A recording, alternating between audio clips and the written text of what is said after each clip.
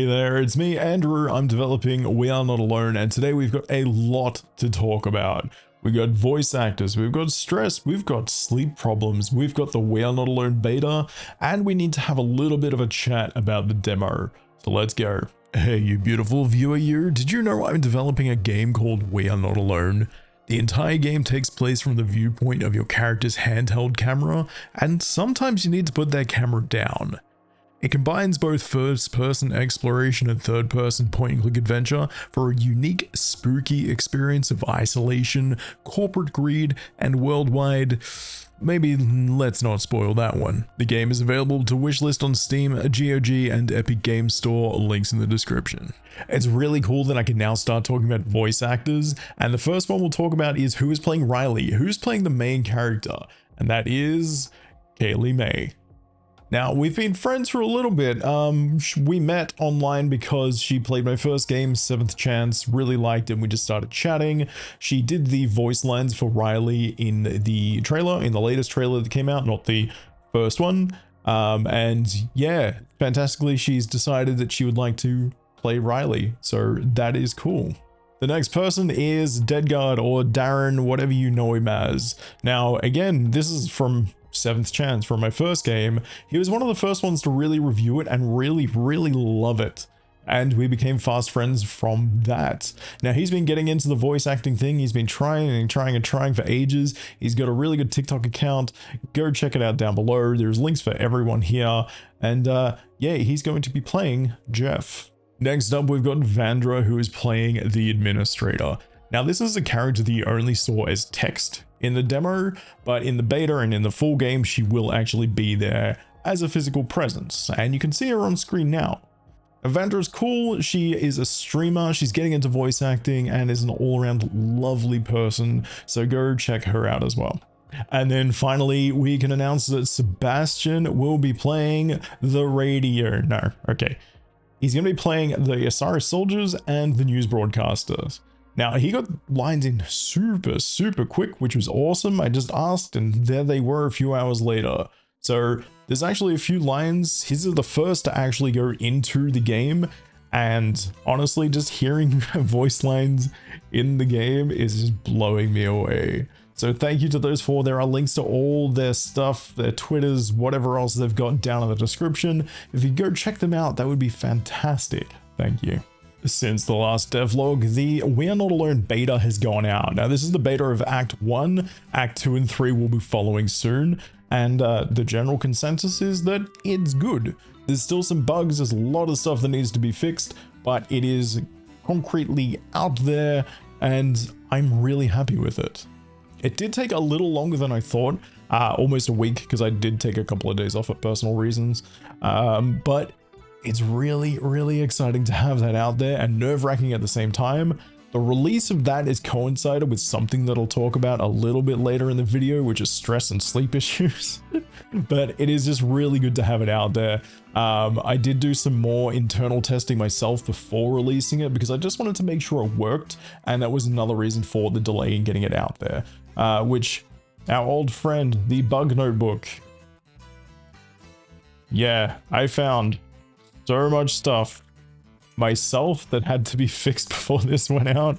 It was insane, but it went out in a better state and meant that it wouldn't be a, hey, I can't get past the second room in the game because of some obscure little thing.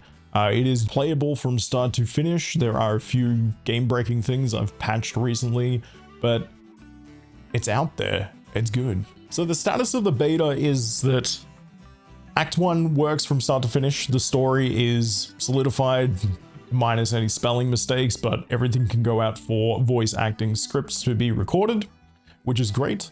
It is still using the old demo music that has to be pulled out prior to release because of the contract I signed when purchasing that. There are some new sounds from the sound designers in it though, which is really cool to be hearing those get implemented. So the beta is a lot bigger than the demo was. It includes a lot of the same areas, and right at the start, due to having to pace the story, it is a bit restricting in where you can go. Not as much as the demo where it kept on telling you I can't go there right now. There is a lot of times when you do get to explore, but there are some new locations, there's new puzzles, there's new dialogue, there's a bunch new story, there's new items, and it's just generally a lot bigger than the demo was. There's also a few hidden things, such as interactions that have a 1 in 20 chance of happening, and which scared the crap out of me the other week, but also a few little humorous ones that are kind of Easter eggs. And also, if you do get to play the full game, which is gonna be a while, so you might forget this, but remember to inspect the pot plant after you talk to someone after the first lockdown. Hopefully that sentence made sense, but yeah, trust me, there's something little and something kind of cool there, which I'm just happy with those, like, those little moments. So Act 2 and Act 3 are progressing. Things are a little bit different from Act 1, and that is because that Act 1 was based on a lot of the demo stuff.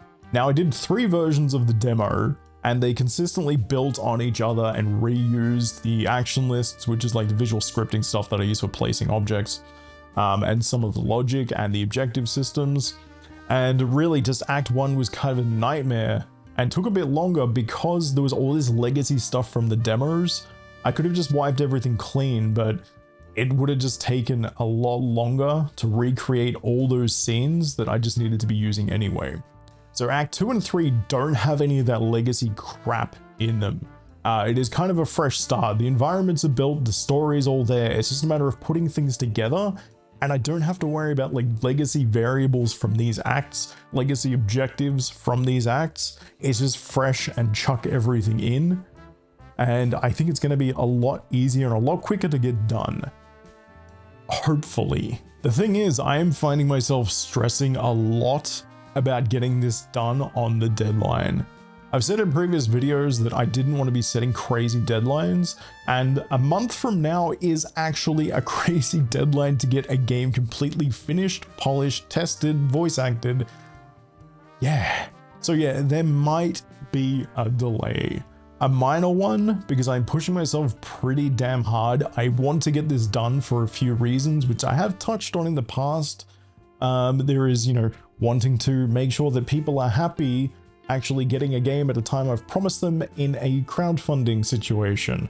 I don't want people to be coming to me saying, hey, where's this game I was promised? Because I hate confrontation and I don't want people to be angry at me. Which leads me into the next bit, and that stress is ruining my sleep, in turn ruining parts of my day that could be productive. It's this weird cycle. It really, really sucks. So all these things are just stressing me and keeping me awake. But the biggest one is, what if my game sucks? What if I am actually pretty crap as a developer and don't know what I'm doing? What happens if people hate the game?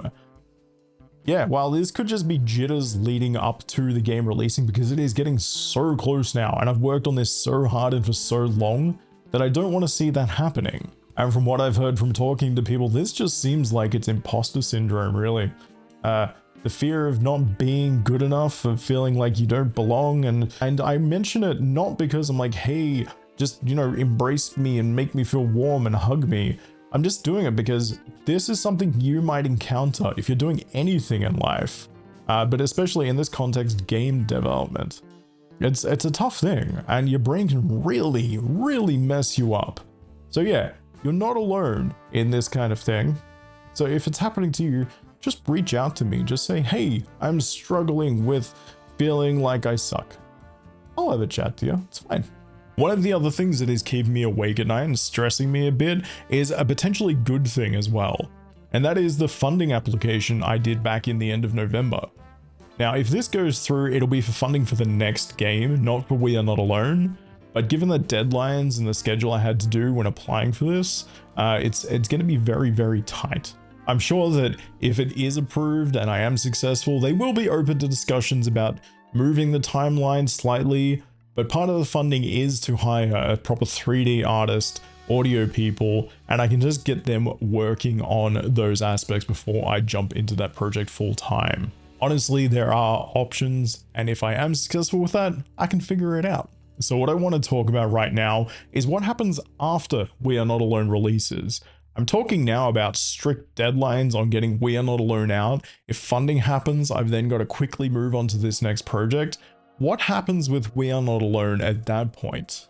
This could very easily be its own video, but I do want to touch on it quite quickly, just to give you an idea and to show you that there will still be support available, but we are not alone. I'm not just gonna dump it and run off to something else. There are 3 things that I will focus on once We Are Not Alone releases. The first one is updates for bugs and issues like that. The second one is translations, which have been requested, but due to the crowdfunding not hitting its goal, couldn't really budget those in just yet. And the third thing is that I really want to port this game to the Switch. That was one of the original design ideas, targeting very low-end hardware. That's why there's the smaller rooms and everything's kind of segmented. But yeah, I really want to get this game onto the Switch. So that will be something I will be focusing on once the game releases, but while I'm also working on this new project. Now for what will probably be a contentious topic, and that is that we need to talk about the demo.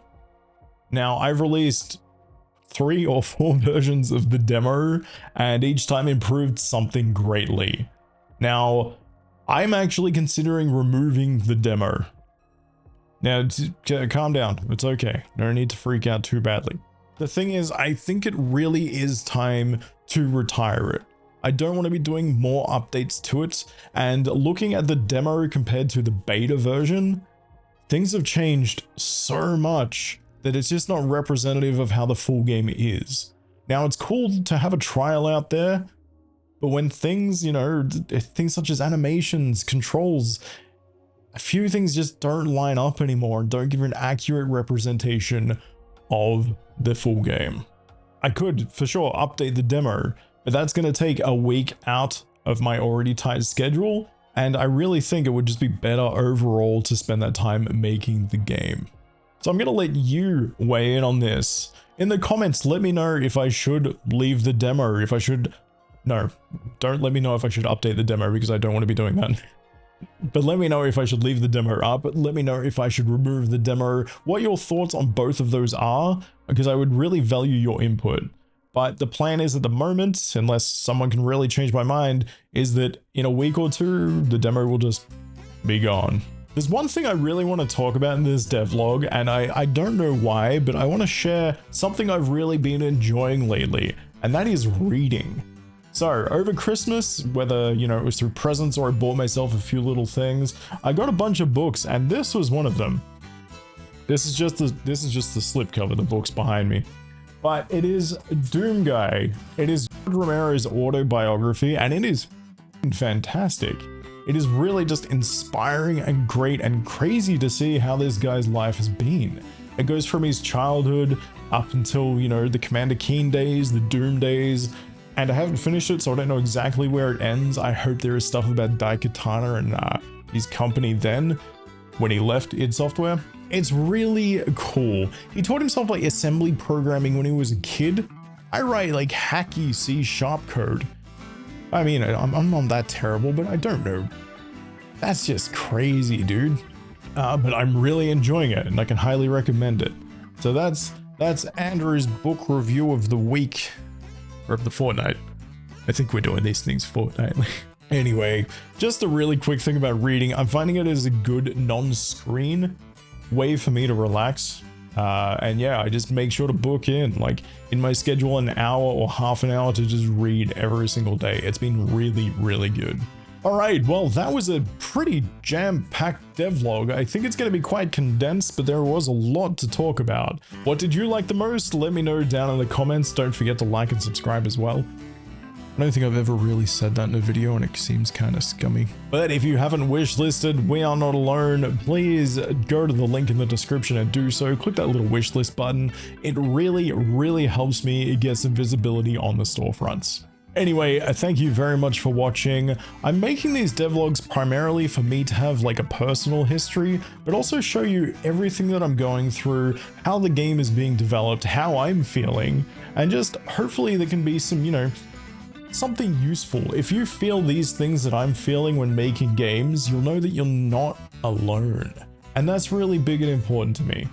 I also can't wait to watch these years from now and either cringe at myself or just be really happy and just looking back and seeing how far I've come. Anyway, I will wrap this up. Thank you very much for watching. I am Andrew from Stasis Booth Games. I'm developing We Are Not Alone, and until next time, stay indie.